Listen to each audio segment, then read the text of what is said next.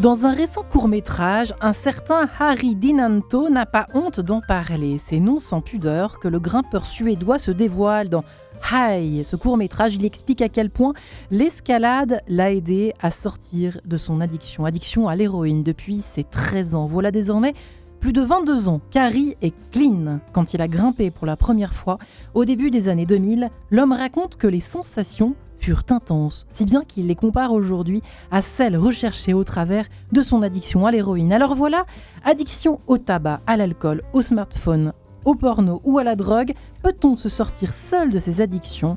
Réponse, je l'espère en tout cas, au bout de ces 52 minutes dans cette émission Quai de Sens sur RCF et Radio Notre-Dame. Et j'ai la joie de recevoir Rose. Bonjour Rose. Bonjour Marie-Ange. Ravie de vous recevoir. Vous êtes auteur, chanteuse, compositeur, interprète. Vous avez connu ce fameux succès avec La Liste en 2006. Vous avez publié de nombreux ouvrages, dont votre roman autobiographique Kérosène chez Ipanema et Contradiction, ce tout nouvel ouvrage fraîchement publié chez Erol. Vous avez un parcours, on peut dire, d'ancienne addict. Je crois que vous allez dire un parcours dense, mais il est d'ancienne addict aussi. aussi. Non, on est addict à vie, donc mon parcours, mon chemin est celui d'une addict. Je ne pensais pas que vous alliez me raconter ça, que vous alliez me dire effectivement, on était à vie. Ce matin, j'étais en réunion de Narcotiques Anonymes, donc oui, je vous le dis, oui. Ouais, addict à vie, mais qu'est-ce qu'on dit ? En chemin de résilience ? En rémission. On dit ça ? En rétablissement, nous on dit, et puis je dis oui, on est juste addict abstinent, ouais. Ouais. À quoi ? Donc à l'alcool ? Je pense que moi je dis dépendante tout court. Je sais pas. Le ça mot aurait anglais. C'était cocaïne, alcool, mais je pense que ça aurait pu être plein d'autres choses. La nourriture était aussi un souci, ça l'est toujours. Ça peut l'être, voilà, ça dépend des moments, ça va avec les émotions. Donc, en tout cas, merci d'être là et merci d'en parler à ce micro. On est ravis de vous recevoir. Nous sommes également en compagnie de deux expertes. Sarah Koskas. Bonjour Sarah. Bonjour. Bienvenue. Toujours ravie de vous recevoir. Vous êtes psychiatre addictologue, responsable de l'unité d'hospitalisation au sein du département de psychiatrie et d'addictologie de l'hôpital Paul Brousse. Paul Brousse à Villejuif. Bienvenue. Vous êtes en compagnie. Nous sommes également toutes en compagnie de Lucia Romo. Bonjour Lucia. Bonjour. Vous êtes vous-même psychologue clinicienne hospitalière. Vous avez publié avec Pierluigi Graziani, plusieurs auteurs, en tout cas autres auteurs. Caroline Chiron, on peut les mentionner quand même en début d'émission. Estelle Guilbeault, Mélanie Gaillan et Emeline Chauchard. L'addiction, comment s'en sortir ? Entre parenthèses, prends ma vie en main chez DBS. Soigner les addictions par les TCC. Alors, pour faire bref, les auditeurs commencent, je pense, maintenant à être familiarisés avec ces nouvelles thérapies. Ce sont les thérapies comportementales et cognitives, c'est bien ça ? Oui, comportementale, cognitive et émotionnelle. En fait, parce qu'il y a ces trois piliers dans la prise en charge des patients, en fait. Oui. Ouais. Et ça marche, c'est assez, comment peut-on dire, efficace avec tous les types d'addictions ou certains types d'addictions ? En fait, il y a beaucoup d'études d'efficacité. Donc, il y a ce qu'on appelle une evidence base scientifique sur les thérapies cognitivo-comportementales. Il y a beaucoup de littérature, mais bien évidemment, beaucoup plus sur certaines addictions que sur d'autres. Bien évidemment, tabac, alcool et cannabis, beaucoup, avec beaucoup de programmes, des préventions et d'interventions, avec les addictions sans substance comme les jeux vidéo ou les jeux tout court, les jeux vidéo, les jeux de hasard et d'argent et la cybersexualité. Il y a moins, mais parce qu'elles sont plus récentes. Ouais. Pas plus récentes en historique, mais en détection et à s'intéresser à elles. Ouais. Mais il y a quand même pas mal de littérature, oui. Alors, mesdames, pour commencer, ça vous a fait sourire juste avant de commencer l'émission. Finalement, quand on se rappelait ensemble la question de l'émission du jour, peut-on se sortir seul de ces addictions, mis à part cet Harry que j'ai découvert effectivement en préparant cette émission.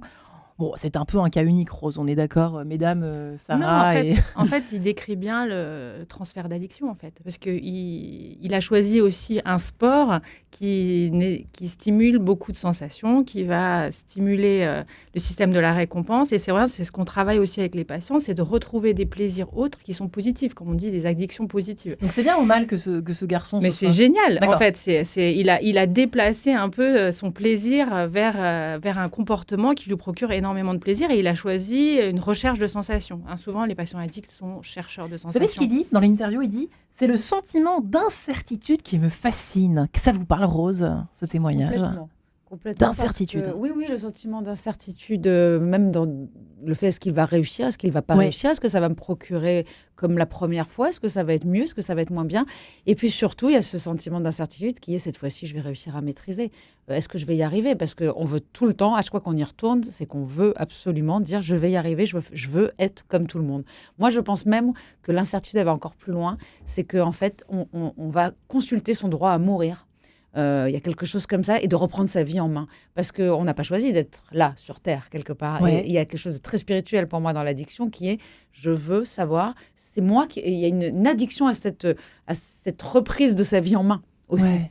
Vous savez, quand on va proche de la mort et qu'on se dit, non, en fait, je décide de rester là. C'est là où sont les fausses croyances par rapport, et sur quoi on va travailler dans les TCC, sur je contrôle, je gère. Exactement. Et donc, du coup, l'addiction, c'est je gère, en fait. Je gère, il n'y a pas de problème. Oui, c'est moi qui décide. Et c'est sur c'est ça moi qui décide. Et alors, c'est sur que ça non. Alors que non.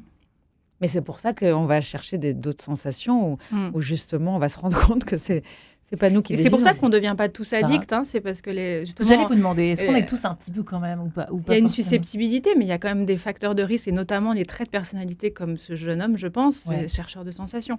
Ça, c'est un trait de personnalité qui, en soirée, s'il y a du produit, les chercheurs de sensations, quand ils sont notamment jeunes, ils vont plus goûter au produit que quelqu'un qui n'est moins chercheur de sensations. Est-ce qu'il y a une tendance sociétale? On le voit, on le lit. Est-ce que c'est vrai? Qu'en pensez-vous, mesdames, qui est quand même des femmes sérieuses autour de cette table, Homo? Lucia? Alors, moi, je ne suis pas sûre qu'il y ait une tendance... Enfin, il y a une tendance sociétale à rendre tout addict, en fait, et à rendre tous les individus addicts. Non, en fait, addicts à quelque chose. C'est-à-dire à avoir des addictions là où il n'y en a pas, en fait. Donc, pour qu'on parle d'addiction, on doit parler vraiment des critères, en fait, scientifiques. Et ce n'est pas parce qu'on mange une tablette de chocolat les soirs qu'on est addict au chocolat. D'accord. Et je crois que là, ça perturbe un peu la prise en charge, parce qu'en fait, on va culpabiliser certaines personnes d'un comportement qui, en principe, n'est pas addicto. Et donc, du coup, on va les culpabiliser. Et c'est là où on peut créer de l'anxiété et de la culpabilité qui peut amener à une addiction. Donc, et c'est pour ça que les professionnels de santé sont importants. Donc là où vous dites, ces cas-là, il est super intéressant, mais il est quand même rare, en fait. Il est quand même rare, on est d'accord. Rare, en fait, surtout en fonction de certaines addictions. L'héroïne est quand même une addiction assez forte. Mais il y a des personnes qui s'en sortent, ce que nous, on appelle en fait les changements sans traitement, en fait, les évolutions favorables sans intervention des professionnels de santé. La personne, elle seule, qui change. Quel est son secret à ce moment-là? Parenthèse, parce que quand même, là, ça répond un tout petit peu à la question, mais c'est bien que ce soit une parenthèse. Souvent, c'est les moins Sarah. addicts. Ouais. Ça fait moins longtemps. Ouais. Ils ont aussi une situation socio-professionnelle favorable, c'est-à-dire il y a une famille, il y a un entourage, tout n'a pas été touché, on va dire. Et oui, bien sûr que ça existe, les changements sans traitement. Après, c'est pas la règle. La règle, c'est qu'on a besoin de soins en général et on a besoin d'aide. Après, chacun va picorer dans ce qu'il a besoin, soit les groupes d'entraide, soit les médecins, soit les psychologues, soit des psychothérapies, soit une hospitalisation. Certains ne seront jamais hospitalisés, d'autres seront hospitalisés 15 fois. Il y a des post-cures, chacun picore, il n'y a pas de règle. L'important, c'est ce qui fonctionne pour moi dans les soins. Et il y a par exemple aux États-Unis, c'est vrai que c'est plus les groupes d'entraide, c'est plus les groupes pères aidants, voilà. En France, on est de plus en plus vers ça et c'est vraiment une chance, je pense. On se dirige beaucoup plus vers cette aide complémentaire. D'ailleurs, nous, à Paul Brousse, là maintenant, il y a les patients experts qui viennent toutes les semaines. Les fameux patients experts dont vous avez parlé effectivement dans une précédente émission, Micheline Clodon, que vous connaissez, je crois, mesdames en partie en tout cas. Tout à fait, oui. Et donc, c'est une aide complémentaire et ils ont un discours qui a beau être médecin et avoir ce discours, il ne sera pas entendu de la même manière si c'est un patient expert. Puisqu'il a expérimenté l'addiction. Il a un poids différent et voilà. Et donc, les patients, il y a des patients qui ne vont pas du tout adhérer à ça, d'autres qui vont énormément adhérer. Donc, en fait, il n'y a pas de ligne pour tout le monde la même. Et pour ce jeune homme, je pense que peut-être qu'il y a une prise en charge précoce. Il était dans une circonstance favorable. Moi, j'adore poser la question aux patients mais pourquoi aujourd'hui, maintenant, vous venez? Pourquoi tout de suite, maintenant, et pas il y a 10 ans, et pas il y a 5 ans? Et voilà, et en fait, la réponse, elle est tout le temps différente. Et ça peut être une émission auquel j'ai entendu, des mots qui m'ont parlé à ce moment-là, un accident de voiture, un traumatisme, n'importe quoi, qui fait que Tout d'un coup, il y a eu un déclencheur. J'allais poser la question à Rose, comment vous êtes tombée dedans? Mais ça, j'imagine qu'on vous la pose 1000 fois par jour. Mais j'ai presque envie de vous poser la question que pose à ce moment-là Sarah, à savoir, quel a été le détonateur pour tenter de vous en sortir? Vous prenez celle que vous voulez comme question. Non, mais en fait, il y a toujours un déclic, il y a toujours un moment, en effet, où on prend conscience. Donc, c'est la sortie un peu du déni. Je pense que c'est à partir du moment où on veut arrêter et qu'on n'y arrive pas. Moi, c'est vraiment ça. C'est-à-dire qu'avant, j'ai jamais voulu arrêter. Je voyais pas comment la vie était possible sans faire la fête, sans boire, sans prendre de la cocaïne. Je m'ennuyais partout, tout le temps. Les gens, je les trouvais chiants. Je les trouve toujours chiants. Attention, non, mais oui, mais moi, c'est-à-dire maintenant, je sais où est-ce que je vais, où est-ce que je vais pas, parce qu'en fait, avant, une soirée nulle, elle devenait plus nulle. Bon, maintenant, elle est nulle, je m'en vais. Bon, ouais. Mais j'avais une tendance à m'ennuyer. Il fallait que ça soit très intense tout le temps, partout. D'accord. Et donc, j'avais aucune raison d'arrêter parce que j'y trouvais mon compte. Donc, tant que le bénéfice est plus fort que la perte, on y reste. À partir d'un moment où, en fait, je ne pouvais plus assumer vraiment ma vie, je perdais le contrôle de ma vie, clairement, puisqu'en fait, c'est insidieux, c'est lent. Je ne pouvais plus faire les choses que je devais faire, je ne pouvais plus m'occuper de mon fils. J'étais surtout, moi, le déclic, c'est vraiment une dépression très sévère, sans même savoir moi-même que j'étais addict et que c'était ça le problème. Pour moi, j'étais dépressive, donc j'étais hospitalisée plusieurs fois pour dépression. Ouais. On n'a même pas pris en compte l'addiction. Est-ce que moi, j'en parlais? Je ne sais même pas. Pour moi, ça ne faisait même pas partie de l'équation, quoi. Et en fait, d'un coup, tu te rends compte, et donc j'étais à Fernand Vidal avec une thérapeute justement en TCC, Christelle Piani, qui est extraordinaire et que j'ai invitée dans mon podcast. Elle m'a accompagnée jusqu'au moment où j'ai compris qu'en fait, je voulais arrêter que, entre guillemets, la cocaïne.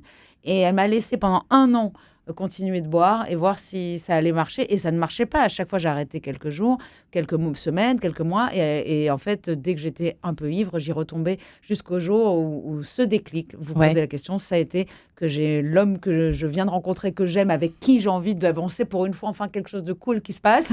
Je me dis, sans drogue. Voilà, il me dit, bon, moi, c'est plus possible. Il me raconte une soirée, la veille.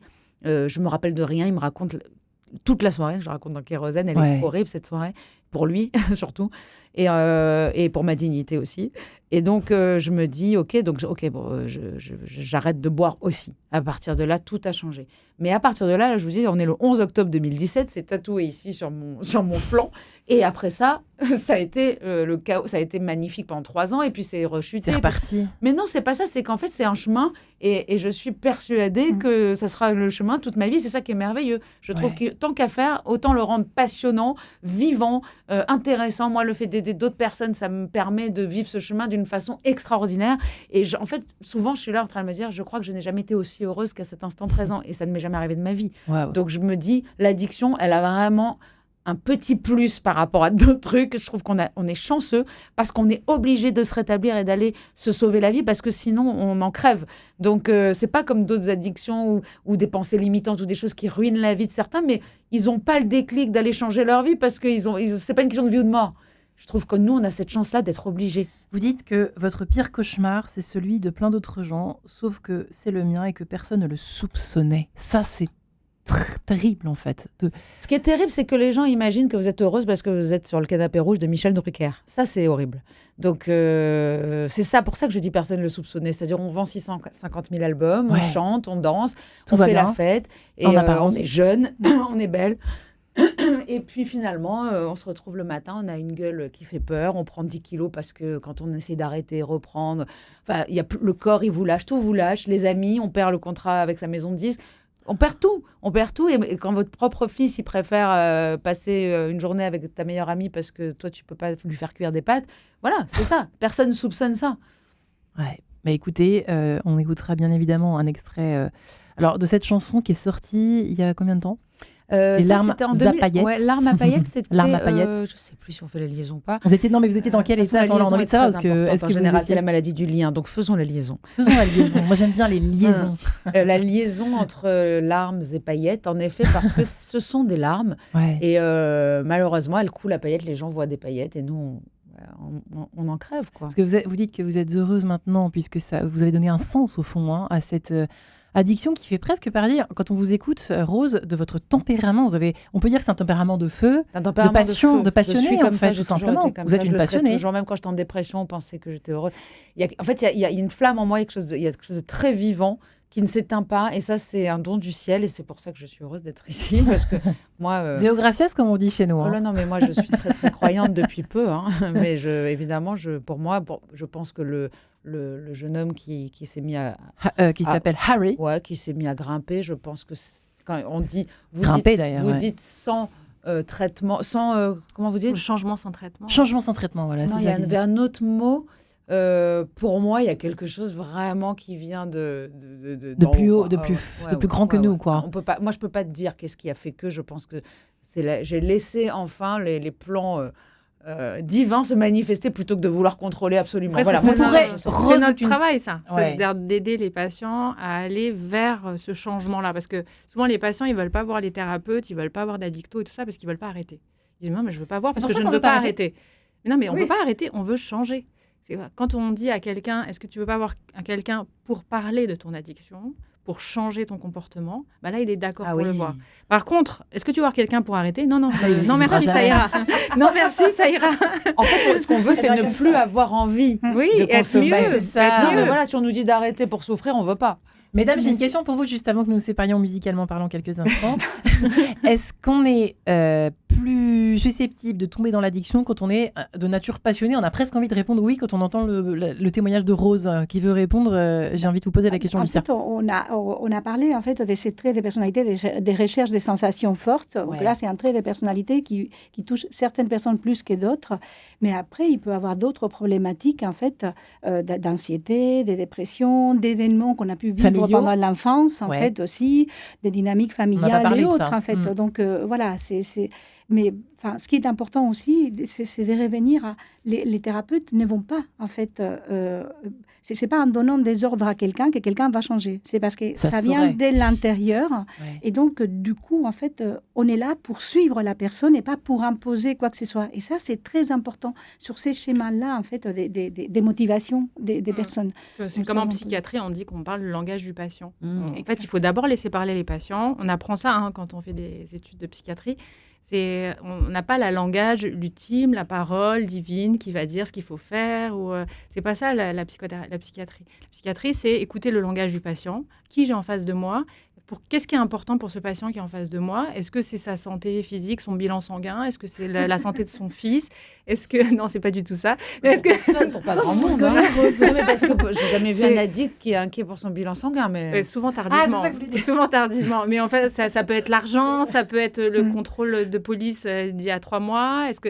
Voilà. Et donc, qui j'ai en face de moi ? Et qu'est-ce qui fait que ça va lui parler à lui ? D'accord. Si je dis à quelqu'un, ça serait bien que vous vous remettiez au tricot, il va me regarder comme ça, et puis une autre personne va me dire, ah oui, exactement, c'est exactement ce que j'aurais aimé me remettre, ou alors le yoga.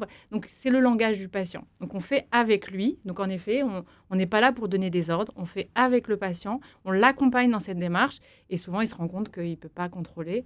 Et donc, du coup, il va vers l'abstinence, alors qu'au départ, il était non, mais moi, je ne veux pas arrêter. Ouais, en fait, vous l'amenez à réaliser. Voilà, conscientisation. Eh bien, Rachmaninoff, ça vous va ? Parfait. Eh bien, écoutez, tant mieux, parce que ce qui est prévu au menu. Cet extrait du prélude numéro 6 en mi bémol majeur, si vous le permettez, interprété par Jean-Philippe Collard. À tout de suite.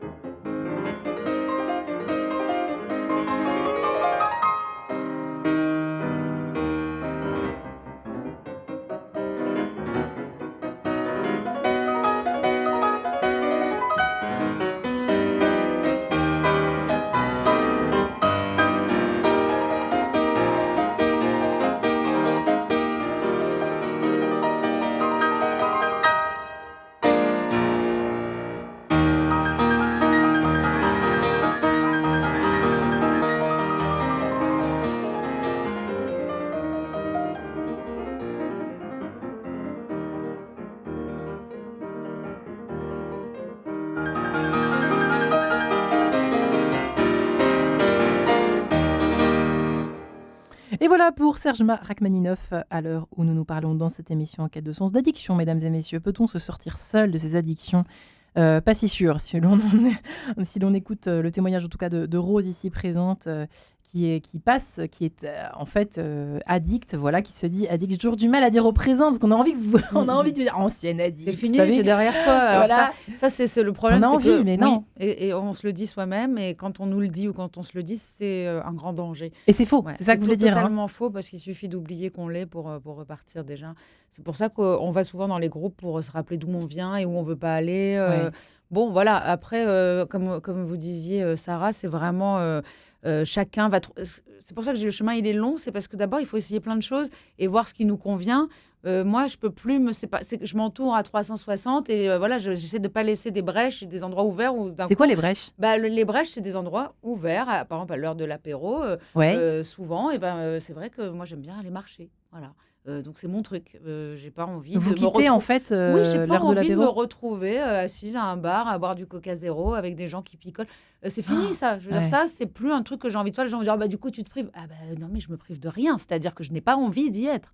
J'ai envie d'aller marcher et du coup je marche, je bois de l'eau et à ce moment-là j'ai l'impression de me faire du bien au lieu de risquer ma vie. Bon, ça c'est intéressant ce que nous évoque Rose, mesdames, parce que est-ce qu'il y a une part, j'imagine que oui, du contexte, c'est-à-dire qu'on est accro du contexte, donc on parle souvent du geste lié à la cigarette, le fait d'être dans un bar, de prendre son verre, de s'habituer à cette espèce de contexte qui nous rend accro, Lucia et Sarah. Lucia. En fait, le contexte, il est très important parce qu'en fait, c'est dans certains contextes qu'il y a ce que nous, on appelle des situations à risque.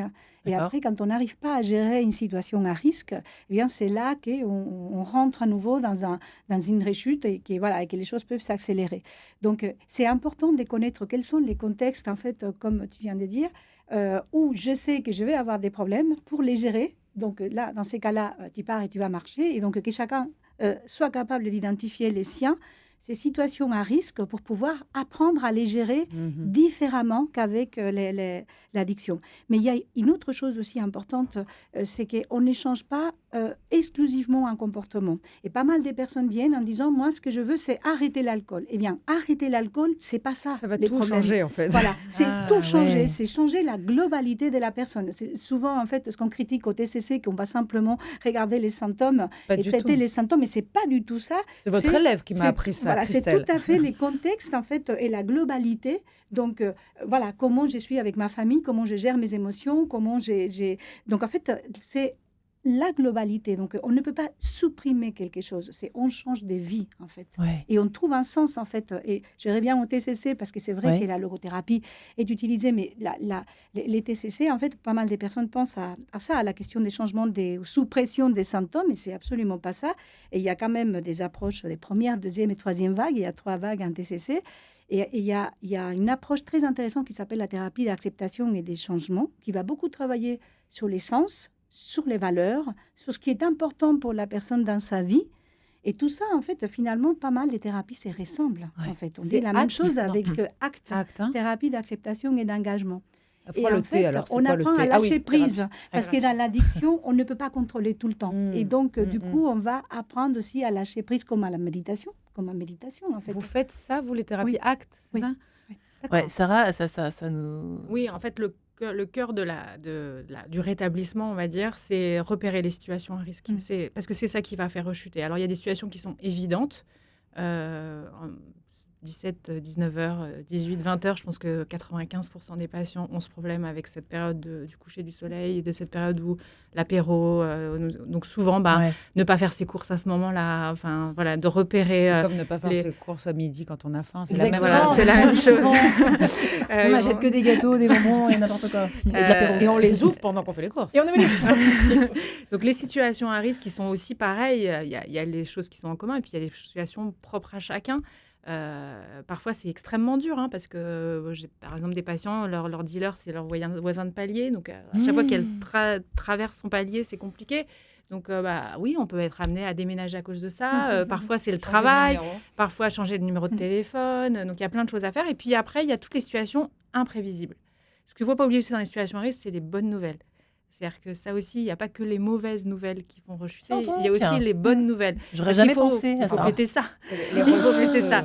Donc ça aussi, c'est Waouh. extrêmement important chez les patients de voir aussi le côté positif.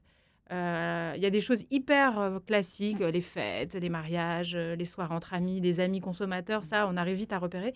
Et puis, il y a des situations, il faut chercher. Ouais. Et souvent, les patients n'ont pas envie, en fait, de faire cette recherche parce que ça demande de C'est humiliant un l'énergie. petit peu. Ça demande une énergie plus importante que de consommer avec l'immédiateté.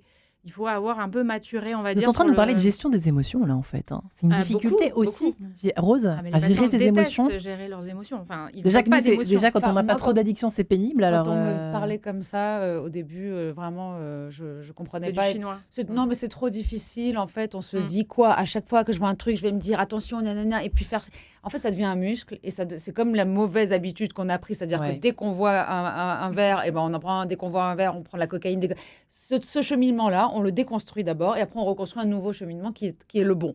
Mais ça prend du temps et les gens veulent changer tout de suite. C'est impossible. Alors moi, je dis non seulement on ne peut pas changer seul, parce que je suis persuadée, quand je dis seul, ça veut dire il y a tout un contexte. Il y a aussi du sport, il y a aussi, enfin, il faut mettre en place tout ce qui est en notre pouvoir, puisque nous mettions tout en œuvre pour nous détruire.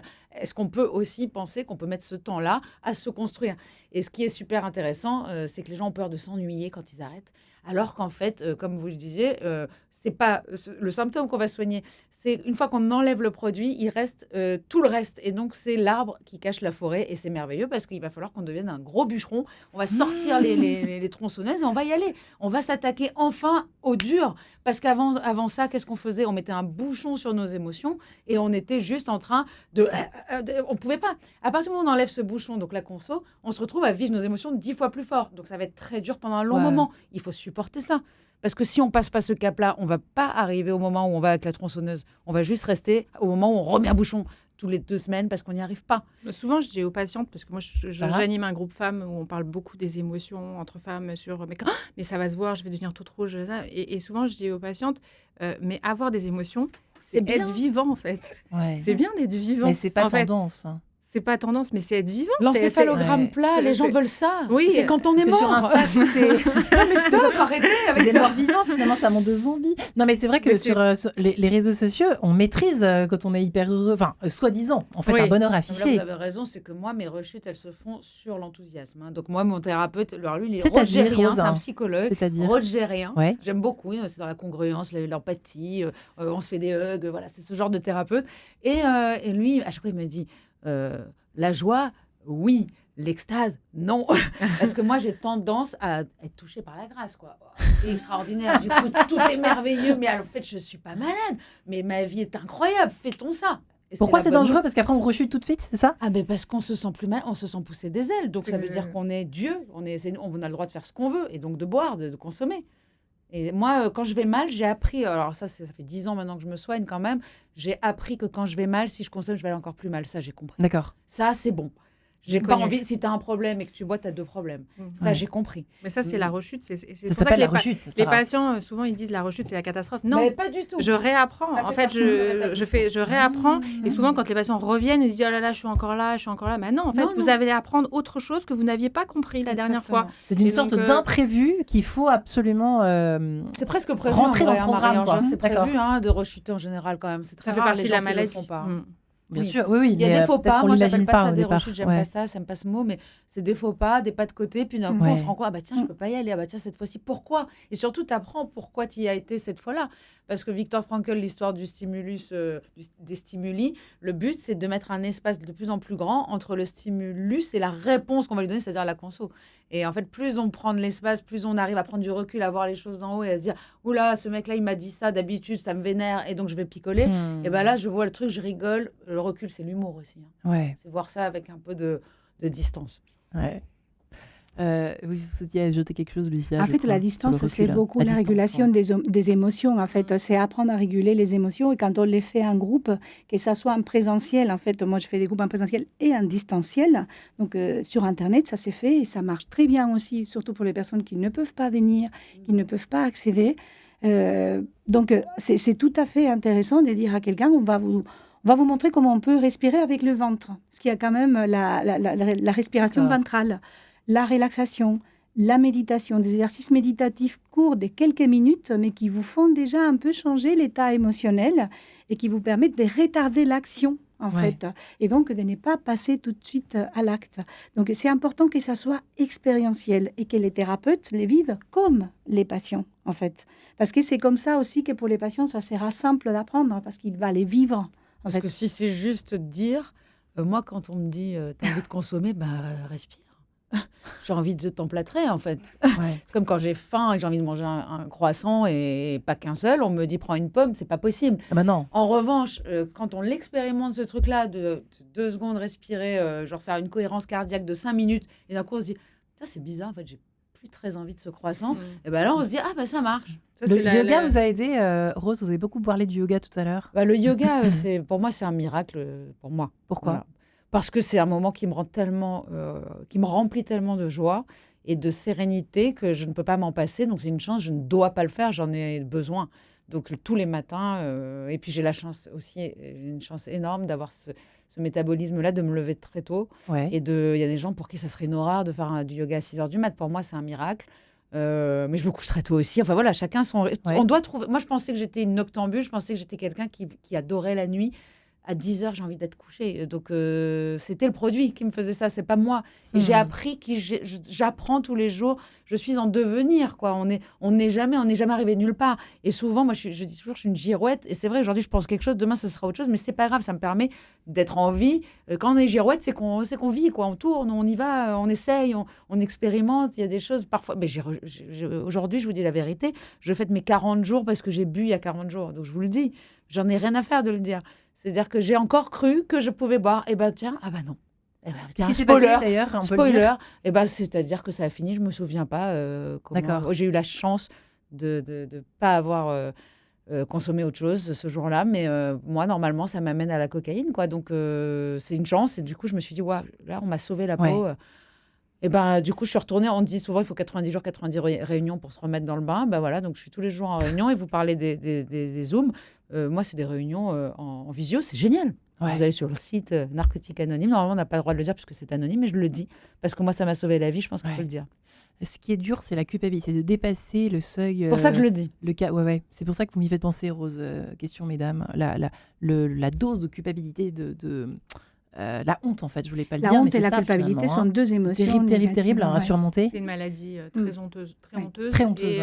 Et c'est vrai que d'avoir des anciens consommateurs qui témoignent et qui peuvent montrer, en fait, moi, je peux ressembler à cette personne et je suis pas toute seule dans cette situation.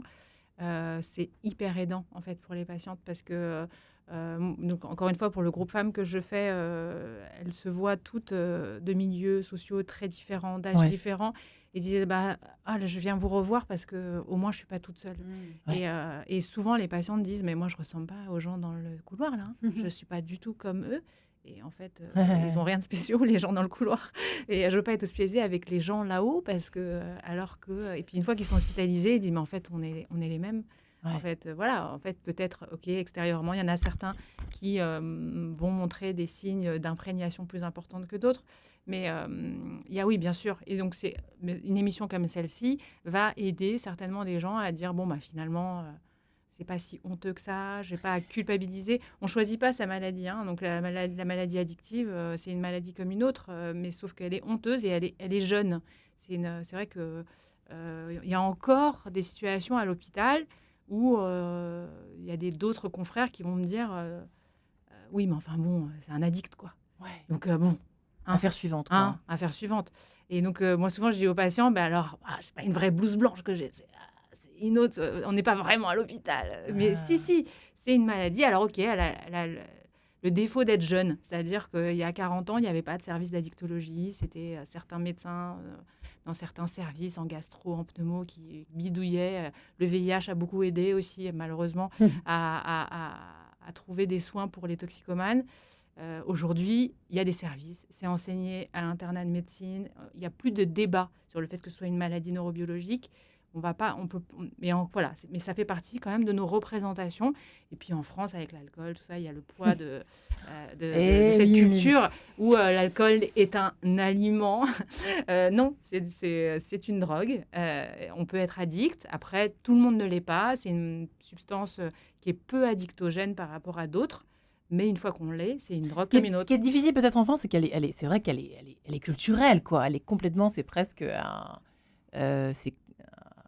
presque, j'allais dire, ça pourrait être classé au patrimoine de l'UNESCO de la France, quoi. C'était à la cantine. Dans les années, c'est quand déjà même à la cantine des enfants. Oui. Il y avait du vin à la cantine jusqu'en quelle année? Mais tard, je crois, 70. J'allais dire 60, mais même 70. C'est quand même, c'est un phénomène.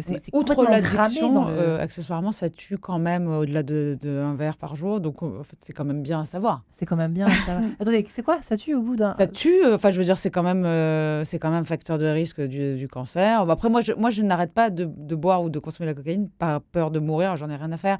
C'est pas du tout ça le souci. C'est pas ma santé le problème. Hein. Moi, c'est ma santé mentale. Donc, si je vais mal et que j'ai envie de mourir. C'est de la santé quand même. Oui, ma santé mentale, mais pas physique, c'est pas la peur du cancer. J'ai eu un cancer du sein et quand on me dit c'est parce que tu as fumé pendant 30 ans et que tu as bu, j'en sais rien et je m'en fous en fait. Vraiment, je me sens pas coupable. En revanche, tu dois te sentir coupable quand même d'avoir ton cancer. Bah non, en fait. Pourquoi? Non, pas du tout. Et donc, je veux pas dire aux gens, attention, vous allez avoir un cancer.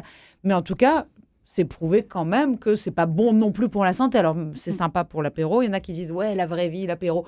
C'est associé la vraie vie, l'apéro. Moi, personnellement, aujourd'hui, je préfère passer des soirées avec des gens qui ne boivent pas. Mais vraiment, vraiment. Ça ne m'amuse plus du tout. C'est sûrement l'âge. Ça ne m'amuse plus du tout de voir des gens bourrés et de parler avec des gens même qui sont un peu ivres. Ça m'amuse plus. L'arme à paillettes, ça vous évoque quoi, Rose? Ça m'évoque le fait d'être en boule dans mon lit pendant des jours, à pleurer. Et puis de sortir de ce lit pour aller mettre mon costume à paillettes et aller faire semblant que tout va bien. Eh bien, c'est ce qu'on va écouter tout de suite. Justement, ça tombe bien. L'arme à paillettes.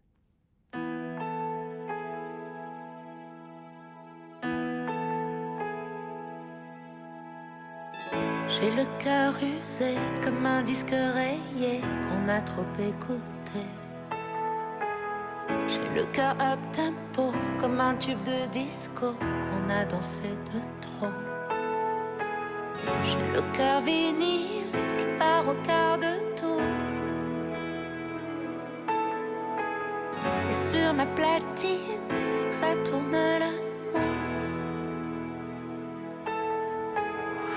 Le cœur qui fout le camp quand s'égare le diamant, quand ça change de chanson. J'ai le cœur qui prend froid comme pour la première fois sur un slow de Abba.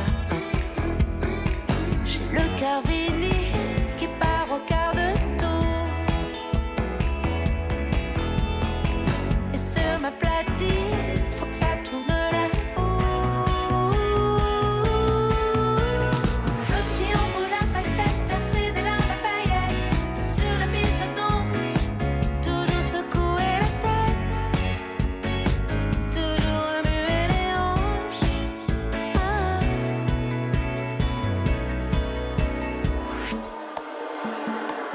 J'ai le cœur synthé comme un disque démodé qu'on balance au grenier. J'ai le cœur hit parade qui n'aime plus qu'on le balade, qui veut remplir des stades. J'ai le cœur vinyle qui part au quart de tour. Et sur ma platine, faut que ça tourne là-haut. Petit en bout la facette, percer des larmes à paillettes. Sur la piste de danse, toujours secouer la tête. Toujours remuer les hanches. Petit en bout la facette, percer des larmes à paillettes. Sur la piste de danse,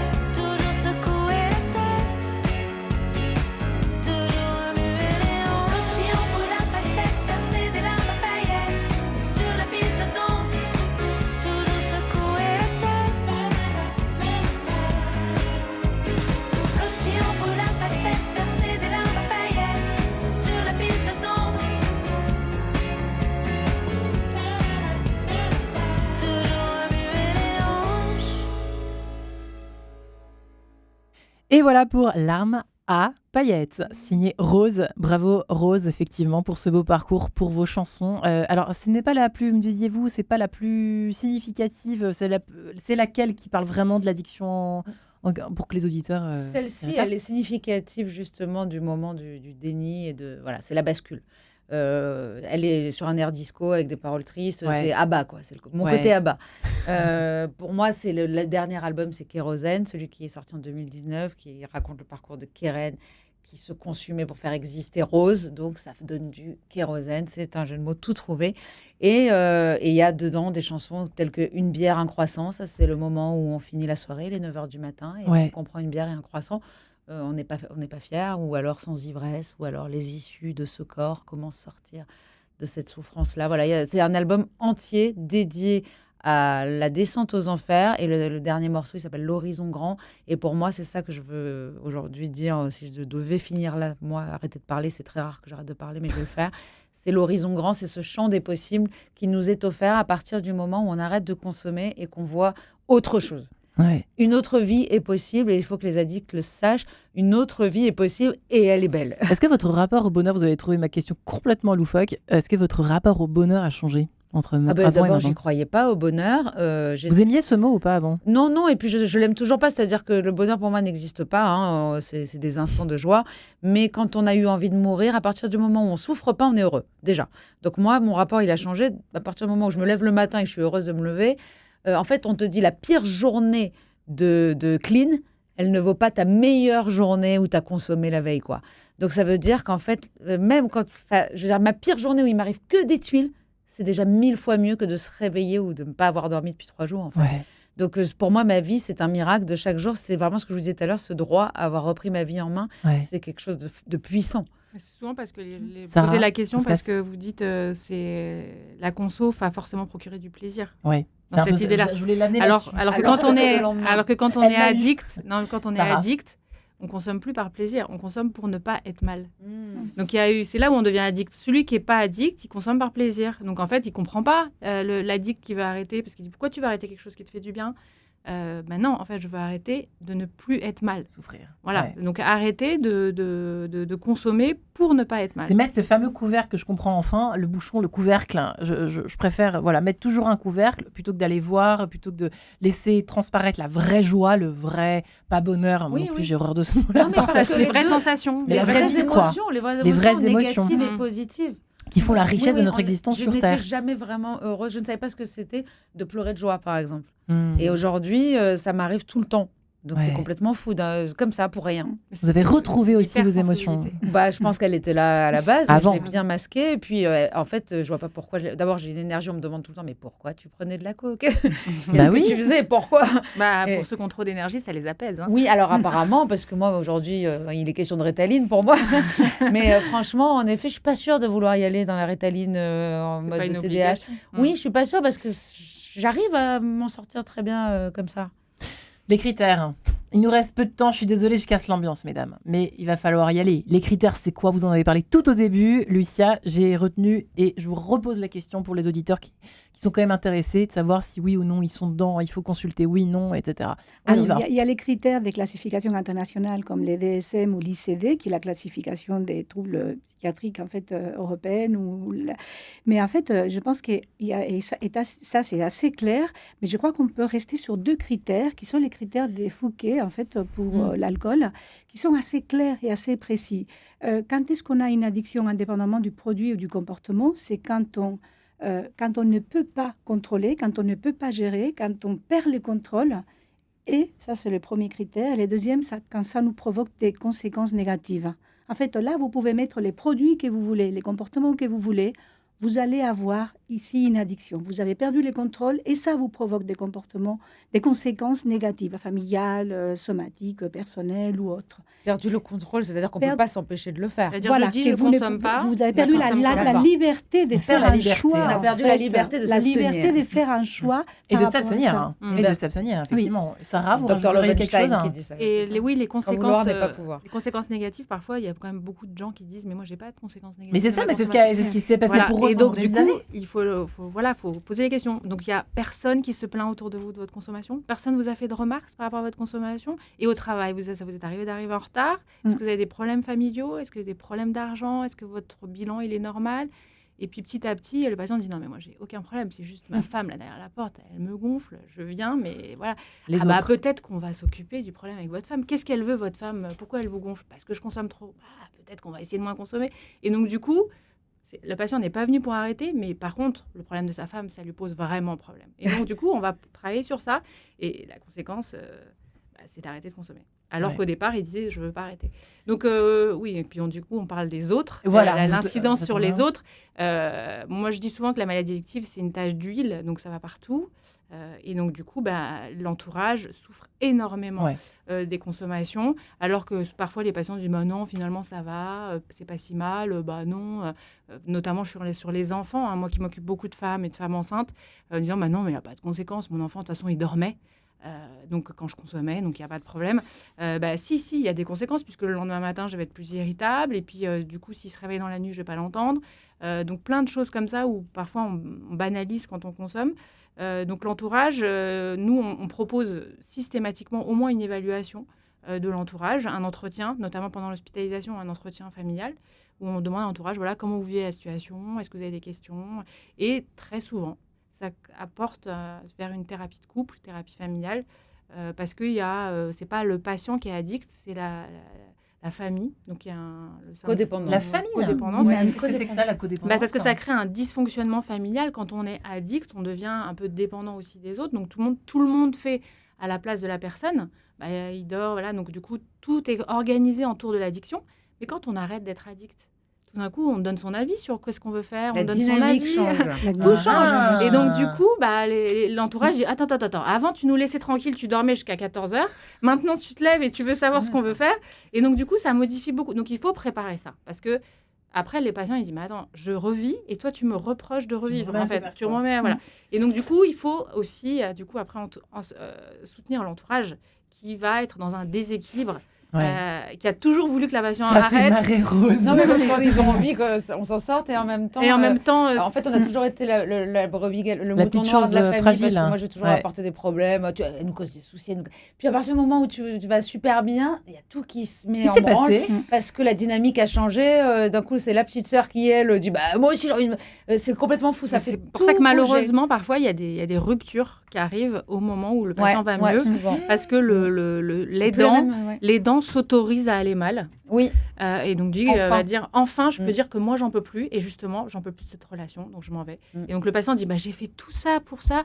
Mais bon, voilà, ça fait partie de la vie. Là. En tout cas, il a été là jusqu'à maintenant. Vous occupez de la cigarette aussi? La peur du changement. Pas du tout. Oui. C'est que moi, je m'occupe surtout pendant la grossesse. Parce que la cigarette, moi, j'ai vu ça beaucoup dans toutes les familles où les gens essayent d'arrêter la cigarette, et moi y compris. L'autre qui dit, prends une clope, tout le temps. C'est-à-dire, dès que tu t'énerves, parce que tu as arrêté de fumer, tu as la personne en face qui va... Ouais. Et en fait, c'est vraiment une cause de rechute. C'est le truc à ne pas dire. C'est le truc à ne pas dire. C'est quoi, va te droguer. Le nombre de personnes qui, à la fin, voulaient que la personne s'en sorte ou arrête de fumer et qu'elle va lui dire, vas-y, t'es mieux quand tu bois, t'es mieux quand tu fumes. Va prendre un whisky. Ouais, et ça, il faut faire vraiment très attention. Et je pense que pour les proches aussi, un truc très important, c'est qu'il faut comprendre un truc quand c'est les parents ou les amis ou je ne sais quoi qui veulent que l'autre s'en sorte, ça marche jamais parce qu'il faut que ça vienne vraiment de la personne et que la personne, si elle n'a pas touché son fond, elle n'a pas envie. En fait, je veux dire, c'est le fond de l'autre personne, c'est pas le tien et malheureusement, ça fonctionne. Qu'est-ce qu'on fait? On attend quand on est le mari ou la femme? On attend qu'elle touche son fond, mais oui, on se met avec des pop-corn comme ça. Non, mais en vrai, il faut attendre ça. C'est vrai, c'est horrible. Mais après, ça peut être un bon argument, même l'extérieur. Souvent, on dit que c'est de mauvais pronostics quand on vient pour les autres, quand on vient pour la justice, quand on vient pour son entourage. Mais c'est quand même une accroche. Il y a des gens qui viennent jamais. Donc, c'est quand même un début. Et puis, parfois, les patients, du coup, trouvent le bénéfice pour eux. Et c'est pour ça que moi, je dis souvent à l'entourage, mettez vos limites. Parce que souvent, l'entourage est un peu transbahuté entre je vais lui acheter sa bière parce que sinon, il n'est pas bien. Sinon, je l'ai mis dehors parce que sinon, je ne veux plus qu'il consomme. Donc, il y a un truc entre les deux, quoi. On n'achète pas le produit et on met pas dehors les gens. C'est vrai qu'on s'est concentré pas mal sur l'alcool et la drogue, mais il y a toutes les autres addictions. Comment est-ce qu'on fait quand ça évidemment, là, peut-être qu'on sectionnera la prochaine fois, on précisera un petit peu plus. Non, mais c'est bien addictions. de prendre les choses globalement. Par moment, ça fait du bien aussi, voilà, une sorte d'introduction à d'autres émissions. Auditeurs chouchou, envoyez-moi des mails pour me dire si oui ou non ça vous intéresserait qu'on spécifie un petit peu tous les types d'addictions. On a déjà consacré une émission à la pornographie. Le jeu d'argent, c'est prévu, on va le faire bientôt.